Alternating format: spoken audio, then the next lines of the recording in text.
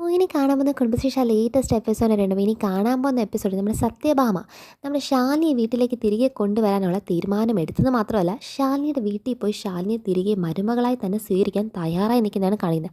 പക്ഷേ എപ്പോഴും പോലെ ഇവിടെ ഒരു പഞ്ചുണ്ട് കേട്ടോ. അത് മറ്റൊന്നുമില്ല, സത്യ വേണ്ട, സത്യയുടെ അമ്മയായ ശാലിനിയെ മാത്രം തനിക്ക് മതി എന്നതാണ് സത്യഭാമയുടെ ഈ വെട്ടത്തെ കൊനഷ്ട എന്ന് പറയുന്നത്. പക്ഷേ ഇതിനെല്ലാം കാലം വലിയൊരു കാര്യം നമ്മുടെ സത്യമൊക്കെ നമ്മുടെ വിഷ്ണു കൊടുക്കുന്ന ഉഗ്രൻ സർപ്രൈസാണ്. കാരണം അച്ഛനെ കൊണ്ടുവന്ന ഫാദേഴ്സ് ഡേ സെലിബ്രേഷൻ നിൽക്കുമ്പം അച്ഛൻ എങ്ങനെ കൊണ്ടുവരും, അച്ഛൻ താൻ പോലും കണ്ടിട്ടില്ലോ എന്ന ആശങ്കയിൽ നിൽക്കുന്ന സത്യമോ കിട്ടുന്ന വലിയൊരു സർപ്രൈസാണ് വിഷ്ണു കൊടുക്കാൻ പോകുന്നത്. അപ്പോൾ ഇതൊക്കെയാണ് ഇനി കാണാൻ പോകുന്ന എപ്പിസോഡിൻ്റെ ഏറ്റവും വലിയ ഹൈലൈറ്റ്. അപ്പോൾ ഈ ചാനൽ ആദ്യമായിട്ട് കാണുന്നവരെ ചാനൽ ലൈക്ക് ചെയ്യാനും സബ്സ്ക്രൈബ് ചെയ്യാനും ബെല്ലൈക്കൺ കമൻസ് ഷെയർ വെച്ചിട്ട് ആരും മറക്കണ്ട കേട്ടോ. അപ്പോൾ എപ്പിസോഡ് തുടങ്ങുമ്പോൾ തന്നെ കാണിക്കുന്ന ഒരു കാര്യം നമ്മൾ സത്യഭാമ നമ്മുടെ ശാലിനിയുടെ വീട്ടിൽ പോയിരിക്കുകയാണ്. അങ്ങ് ശാരദാമ്മയുടെ നല്ലപോലെ സംസാരിക്കുന്നുണ്ട്. സമയം തന്നെ കാണിക്കുന്നത് നമ്മുടെ സത്യമോളുടെ സ്കൂളാണ്. അപ്പോൾ സത്യമോളുടെ സ്കൂളിലെ ക്ലാസ് റൂമിൽ നമ്മുടെ പപ്പയമോളും സത്യമോളും ഒക്കെ ഭയങ്കര ഹാപ്പി ആയിട്ട് ഇരിക്കുന്നത് കാണിക്കുന്നത്. ആ സമയത്താണ് ക്ലാസ് ടീച്ചർ വന്നിട്ട് ഒരു കാര്യം പറയുന്നത്. കുട്ടികളെല്ലാം ശ്രദ്ധിക്കുക, ഒരു പ്രത്യേക അനൗൺസ്മെൻ്റ് ഉണ്ട്. നമ്മുടെ സ്കൂളിൽ ഫാദേഴ്സ് ഡേ സെലിബ്രേഷൻ നടക്കാൻ പോകും. ഫാദേഴ്സ് ഡേ സെലിബ്രേഷൻ്റെ പ്രത്യേകത നിങ്ങൾക്ക് എല്ലാവർക്കും അറിയില്ല. നിങ്ങളെല്ലാം നിങ്ങളുടെ അച്ഛനെ എന്തുമാത്രം സ്നേഹിക്കുന്നുള്ള കാര്യത്തിനെക്കുറിച്ചാണ് ഫാദേഴ്സ് ഡേ സെലിബ്രേഷന് നമ്മുടെ ഏറ്റവും വലിയ പ്രാർത്ഥന. അപ്പോൾ അന്നത്തെ ദിവസം നമ്മുടെ സ്കൂളിൽ പ്രത്യേക രീതിയിൽ മത്സരങ്ങളൊക്കെ ഉണ്ട്. ഈ മത്സരത്തിൽ നിങ്ങളെല്ലാവരും ഒറ്റയ്ക്കല്ല വരേണ്ടത്, നിങ്ങളുടെ അച്ഛനും അമ്മയായിട്ട് തന്നെ വരണം. പ്രത്യേകിച്ച് അച്ഛനെയും കൊണ്ടുവരാൻ ആരും മറക്കല്ല കേട്ടോ. ഫാദേഴ്സ് ഡേ സെലിബ്രേഷൻ എന്ന് പറയുന്നതിൻ്റെ അച്ഛനെ കൊണ്ടുവരാത്ത ഫാദേഴ്സ് ഡേ സെലിബ്രേഷൻ ഉണ്ടോ? അതുകൊണ്ട് എല്ലാവരും നിങ്ങളുടെ അച്ഛന്മാരെയും കൂട്ടിക്കൊണ്ടാവണം നാളെ ദിവസം വരുന്നത് എല്ലാം പറഞ്ഞ് എന്താണ് ക്ലാസ് ടീച്ചർ ആ അനൗൺസ്മെൻറ്റ് കഴിഞ്ഞിട്ട് പോകുമ്പോഴത്തേക്കും സത്യമോള് ഭയങ്കര ഡെസ്പായി പോകും. കാരണം അച്ഛനെ കൊണ്ട് വരണമല്ലോ, അച്ഛനില്ലാതെ എങ്ങനെ മത്സരിക്കാൻ പറ്റും. അപ്പോൾ അത് ഭയങ്കര സങ്കടത്തിരിക്കണം ആ ഭാഗം. പിന്നെ ഇവിടെ കാണിക്കാൻ നേരെ ശാലിനിയുടെ വീട്. അപ്പോൾ ശാലിനി ഇവിടെ സത്യഭാമ എന്താണ് പറയുന്നുണ്ട്, ശാലിനി നിൻ്റെ പല പ്രവർത്തനങ്ങളും എനിക്ക് ഇന്ന് അംഗീകരിക്കാൻ പറ്റാത്ത കാര്യങ്ങളൊക്കെ നീ ചെയ്തിട്ടുണ്ട്. പക്ഷേ അതെല്ലാം പോട്ടെ, ഇന്ന് വരെ സംഭവിച്ചൊക്കെ നമുക്ക് ഇവിടം കൊണ്ട് പറഞ്ഞു തീർക്കാം. അത് മറ്റൊന്നും കൊണ്ടല്ല, എൻ്റെ മകൻ വിഷ്ണു അവൻ്റെ സന്തോഷം എന്ന് പറഞ്ഞ ജീവിതം അത് നീ ആയതുകൊണ്ട്, അപ്പം നിന്നെ എനിക്ക് ഉപേക്ഷിക്കാൻ പറ്റാത്ത കൊണ്ട്, എൻ്റെ മകന് നിന്നെ വേണമെന്നുള്ളത് കൊണ്ട് മാത്രം സത്യഭാമ നിന്നെ തിരിച്ച് സ്വീകരിക്കാൻ തയ്യാറാണ് എന്ന് പറയുമ്പോഴത്തേക്കും ശാരദാമ്മയും ശാലിനിയൊക്കെ ഭയങ്കര ഹാപ്പി ആയിട്ടിരിക്കുകയാണ്. കാരണം ഇവർക്ക് ഇപ്പോഴെങ്കിലും ബോധോദയം വന്നല്ലോ വിഷ്ണുവിൻ്റെ ജീവിതം എന്ന രീതിയിൽ. ഈ വരവിൽ സത്യഭാമയുടെ ഈ വരവ് കണ്ടിട്ട് എല്ലാവരും ഒരുവിധം ഭയങ്കര ഹാപ്പി ആയിട്ടിരിക്കും. അപ്പം ശാരദാമ്മ ചോദിക്കുന്നത് സത്യാമ്മയ്ക്ക് ചായയൊക്കെ എടുക്കണമെന്ന് പറയുമ്പോൾ ചായയൊക്കെ എടുത്തോളാൻ പറഞ്ഞ് എന്താണ് ശാരദാമ്മ ചായ എടുക്കാനൊക്കെ പോകുന്നത് കാണിക്കുന്നുണ്ട്. പിന്നെ ഈ ഭാഗം വീണ്ടും കാണിക്കുന്നത് സത്യമോളുടെ സ്കൂളാണ്. അപ്പോൾ സത്യമോളുടെ സ്കൂളിനകത്ത് ഫൈനൽ ബെല്ല് അടിച്ചു കഴിഞ്ഞാൽ അപ്പം പപ്പിമോൾ എന്താണ് പപ്പിമോൾക്ക് കൂട്ടാനുള്ള ഡ്രൈവർ വന്നു കഴിഞ്ഞാൽ അപ്പം സത്യം നീ വരുന്നോ, നമുക്ക് ഒരുമിച്ച് പോകാം. അല്ല പപ്പി നീ പോയിക്കോ, അമ്മ വരും, അമ്മയുടെ കൂടെ ഞാൻ വന്നോളാം എന്നിട്ട് സത്യമോൾ എന്താണ് പപ്പിമോൾ അങ്ങ് പറഞ്ഞു വിടുക. അങ്ങനെ സത്യമോൾ അവിടെ വെയിറ്റ് ചെയ്ത് കാത്തിക്കുമ്പോഴാണ് നേരെ ആര് വരുന്നതെന്നറിയോ, നമ്മുടെ സ്കൂളിലെ ഹെച്ച് എം വന്നിട്ട് പറയും സത്യമോളെ ആരും ഇതുവരെ കൂട്ടാൻ വന്നില്ലേ സത്യമോളെ എന്ന് ചോദിക്കുമ്പോഴത്തേക്കും ഇല്ല അമ്മ വരും, അമ്മ വന്നിട്ട് അമ്മയുടെ കൂടെ പോയിക്കോളാം എന്നൊക്കെ പറഞ്ഞിട്ട് സത്യമോൾ അവിടെ നിൽക്കുക. അപ്പോഴത്തേക്കും ഹെച്ച് എം പറയുന്നത് നാളെ ഫാദേഴ്സ് ഡേ സെലിബ്രേഷനാണ് കേട്ടോ, നാളെ ഉറപ്പായിട്ടും ഫാദേഴ്സ് ഡേ സെലിബ്രേഷൻ വരാൻ കേട്ടോ, പിന്നെ അമ്മയും കൊണ്ടല്ല വരണ്ടേ, പ്രത്യേകം പറയുക അച്ഛനെയും കൊണ്ട് തന്നെ വരണം കേട്ടോ എന്ന് പ്രത്യേകം കൂടെ പറയുമ്പോൾ സത്യമോൾക്ക് ഭയങ്കര ടെൻഷനാകും. കാരണം ഒറ്റയ്ക്കല്ലേ നിൽക്കുന്നത്. അപ്പോൾ ആ ടെൻഷനകത്ത് സത്യമോൾ ചോദിക്കുക എങ്ങനെ അച്ഛനെ കൊണ്ടുവരാം, എനിക്ക് അച്ഛൻ്റെ പേര് പോലും അറിയത്തില്ല, അച്ഛനെന്ന് പറഞ്ഞ ഒരു വ്യക്തി ഉണ്ടോ എന്ന് പോലും എനിക്കിപ്പോൾ സംശയം തോന്നിയിട്ട് സത്യമോൾ പെട്ടെന്ന് ചോദിക്കുക ഒരു ഐഡിയ, സ്കൂൾ രജിസ്റ്ററിൽ പോയി നോക്കിക്കഴിഞ്ഞാൽ എച്ച് എമ്മിൻ്റെ റൂമിൽ ഉറപ്പായിട്ട് എന്താണ് എൻ്റെ അച്ഛൻ്റെ പേര് കാണുമല്ലോ. അപ്പം എൻ്റെ രജിസ്റ്ററിനകത്ത് സർട്ടിഫിക്കറ്റ് അത് അച്ഛൻ്റെ പേരാണ്. അപ്പം അത് പോയി നോക്കിക്കഴിഞ്ഞാൽ എനിക്ക് അച്ഛൻ ആരാണ്, അച്ഛൻ്റെ പേരെന്താണെന്നെങ്കിലും അറിഞ്ഞിരിക്കാമല്ലോ. അങ്ങനെ നമ്മുടെ സത്യമോൾക്ക് ആ ഒരു ബുദ്ധി തോന്നുമ്പോൾ സത്യമോൾ എന്ന് നേരെ എച്ച് എമ്മിൻ്റെ റൂമിൽ പോകുമ്പോഴത്തേക്ക് എച്ച് എമ്മിന് ഒരു ഫോൺ കോൾ വന്ന് എച്ച് എം മാറിപ്പോയി ഫോൺ സംസാരിക്കുക. അപ്പോൾ ആ രജിസ്റ്ററൊക്കെ വെച്ചിരിക്കുന്ന റൂമാട്ടോ, അവിടുത്തെ ഒരു പ്യൂണും ക്ലർക്ക് എല്ലാവരും കൂടെ ഉണ്ട്. അപ്പോൾ ആരും അവിടെ ഇല്ലാത്ത സമയം നോക്കി സത്യമോൾ എന്താണ് അവിടുത്തെ ഓരോ രജിസ്റ്ററായിട്ട് എടുത്ത് നോക്കുക. അപ്പോൾ അറ്റൻഡൻസ് രജിസ്റ്റർ നോക്കുന്നുണ്ട്, അങ്ങനെ ഓരോന്നും എടുത്ത് നോക്കിയിട്ട് ഒന്നും കാണില്ല. അങ്ങനെ എന്താണ് ഡ്രോയർ വെച്ച് ചേർക്കുമ്പോഴത്തേക്കും ഡ്രോയറിനകത്ത് എല്ലാം നോക്കുമ്പോഴത്തേക്കാണ് പെട്ടെന്ന് അവിടെ ഇരിക്കുന്ന ഒരു പേഴ്സിൽ നിന്ന് പൈസയും കാര്യങ്ങളൊക്കെ താഴെ വീഴും. അപ്പം ആ താഴെ വീണ പൈസയൊക്കെ ആ പേഴ്സിൽ തിരിച്ചെടുത്ത് വെച്ച് അത് ടേബിളിലേക്ക് വെക്കാൻ വരുമ്പോഴത്തേക്കും കറക്റ്റ് എച്ച് എം തിരിച്ചു വരുമോ. അപ്പം നീ പൈസ മോഷ്ടിക്കുകയാണെന്ന് നോക്കുമ്പോൾ സത്യം ഇതെന്താ ചെയ്യുന്നത് നോക്കുമ്പോഴത്തേക്ക് എന്താണ് സത്യമോൾ ഭയങ്കര പേടിച്ച് നിൽക്കുക. കാരണം എന്താണ് പൈസ എടുത്തൊന്നും തെറ്റിദ്ധരിക്കുവാണ്. അപ്പോൾ ഇത് എച്ച് എം എന്താണ് നേരെ ശാലിനി ഫോണിൽ വിളിച്ച് പറയുക. കാരണം കളക്ടറിൻ്റെ മോളല്ലേ, പിടിച്ച് പുറത്ത് നിർത്തുന്നതിനേക്കാളും നല്ല സ്കൂൾ വിട്ട സമയമല്ലേ, അതുകൊണ്ട് ശാലിനി വിളിച്ച് ഈ കാര്യം അറിയിപ്പിക്കുമ്പോഴത്തേക്കും ശാലിനി ഭയങ്കര എന്താണ് കേട്ട് ഷോക്കാവുക. ശാലിനി ഓൾറെഡി എന്നാൽ സത്യം വിളിക്കാൻ വേണ്ടി വാതിൽ വരെ വന്നു കഴിഞ്ഞ് ആ സമയത്താണ് ഈ കാര്യം അറിയുന്നത്. അപ്പോൾ ശാലിനി നേരെ കയറി വന്നിട്ട് സത്യത്തെ ഭയങ്കര ദേഷ്യപ്പെട്ട് സത്യം അവിടെ വെച്ച് തന്നെ അവരെ മുന്നിട്ട് ഭയങ്കരമായിട്ട് അങ്ങ് തല്ലുമോ. അപ്പം തല്ലിയിട്ട് അവിടെ നിന്ന് ഒന്നും കാര്യമൊന്നും ചോദിക്കത്തില്ല. അപ്പോൾ ശാലിനി ആദ്യം പറയുന്നത് എൻ്റെ മോൾ അങ്ങനെ ചെയ്യത്തില്ല എന്നൊക്കെ പറയുമ്പോഴത്തേക്ക് അല്ല മാഡം, ഞാൻ മാഡത്തിനെ ഇത് കാര്യം അറിയിപ്പിക്കാൻ വേണ്ടി മാത്രം പറഞ്ഞു, മാഡം ഇത്ര ഇമോഷണൽ ആവേണ്ട ആവശ്യമൊന്നുമില്ല. സത്യം അങ്ങനെ എടുത്ത് പൈസ വെക്കുന്നത് എൻ്റെ പേഴ്സും ആ പേഴ്സിൽ നിന്ന് പൈസ അങ്ങോട്ടേക്ക് വെക്കുന്നതാണ് ഞാൻ കണ്ടത്. അപ്പോൾ അത് മാഡത്തിനെ അറിയിക്കേണ്ട ആവശ്യമുണ്ടല്ലോ എന്നുകൊണ്ടാണ് ഞാൻ പറഞ്ഞതൊക്കെ പറയുമ്പോഴത്തേക്കും കാരണം അവിടെ സീൻ വഷളായി. കാരണം ശാലിനി ഭയങ്കര ഇമോഷണലി കുഞ്ഞിനെ എടുത്തിട്ട് അടിക്കുവാണ്.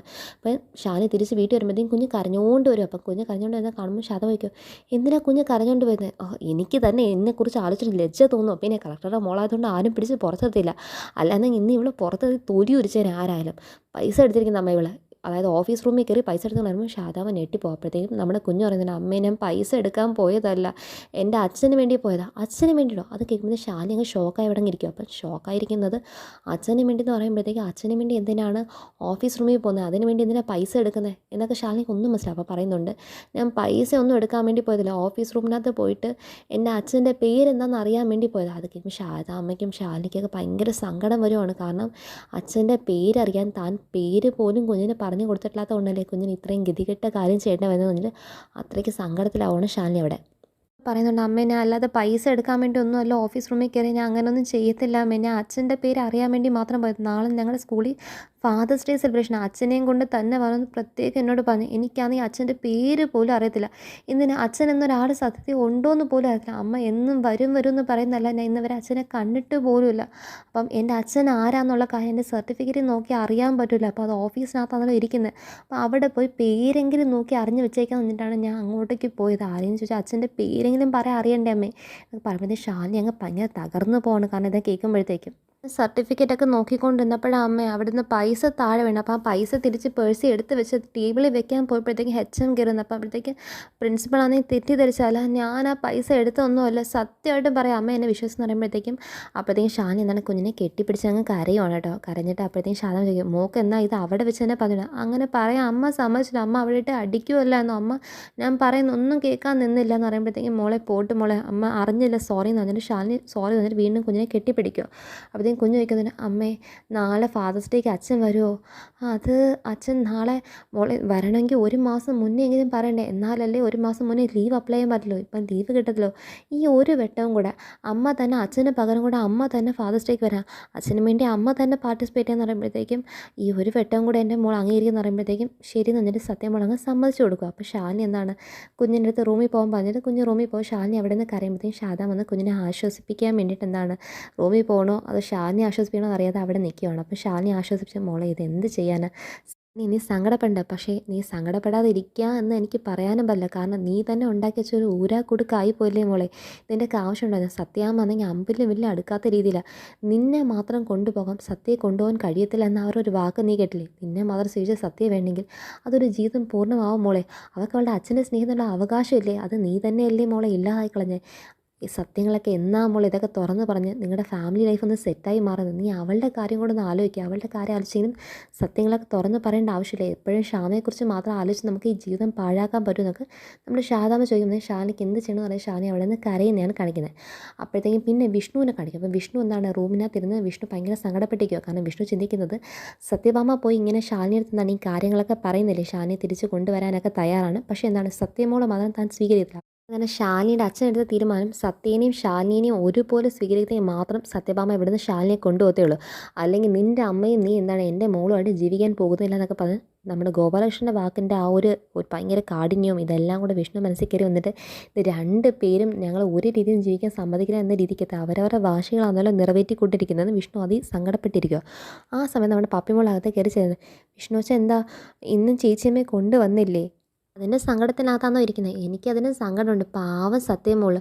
നാളെ ഞങ്ങളുടെ സ്കൂളിൽ ഫാദേഴ്സ് ഡേ സെലിബ്രേഷൻ. അപ്പോൾ എല്ലാവരും കൂടെ അച്ഛന്മാരും വരും. സത്യമോളാണെങ്കിൽ ആരെയും കൊണ്ടുവരാൻ കാണത്തില്ല.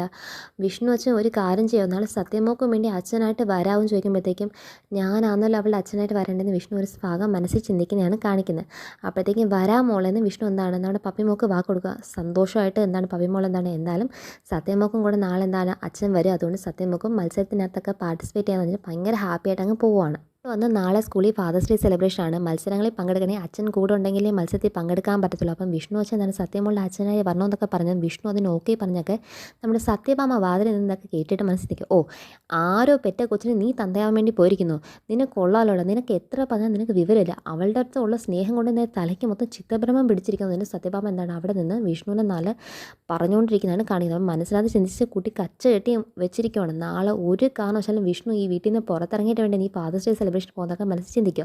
അങ്ങനെ പിന്നെ പിറ്റേ ദിവസം രാവിലെ ആയപ്പോഴത്തേക്കും രോഹിത്തും അതുപോലെ ശ്യാമയൊക്കെ ഒരുങ്ങി കുഞ്ഞുമായിട്ട് പോകാൻ വേണ്ടിയിരിക്കും. അതായത് സ്കൂളിലേക്ക് ഫാദർ ചെയ്യും. അപ്പോഴത്തേക്കും വിഷ്ണു വെച്ചാൽ ഒരുങ്ങുന്നില്ല. നമ്മൾ കുറച്ച് നേരം കഴിയുമ്പോഴത്തേക്കും ഞാൻ ഒരുങ്ങി ഇന്നലെ രാത്രി നല്ലപോലെ ഉറങ്ങാൻ പറ്റില്ല, ഞാൻ ഇപ്പം തന്നെ ഡ്രസ്സൊക്കെ മാറ്റി ഞാൻ അങ്ങോട്ടേക്ക് വന്നോളാം എന്ന് പറയുകയാണ്.